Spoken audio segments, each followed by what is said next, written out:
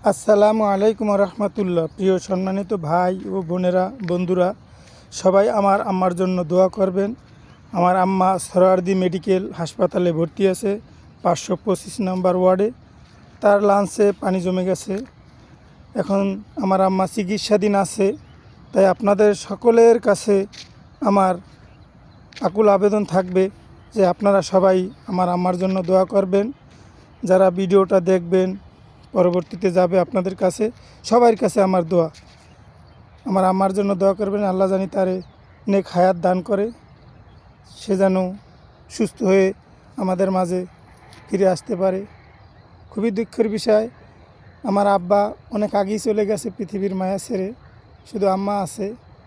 আমাদের যতটুকু স্বার্থ সম্বল আছে ততটুকু দিয়ে চিকিৎসা করতে আসি।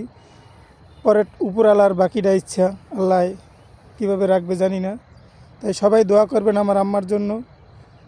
সবার কাছে আমি দোয়া চাই, আর কিছুই না। সবাই ভালো থাকবেন, সুস্থ থাকবেন। আসসালামু আলাইকুম রহমতুল্লাহ।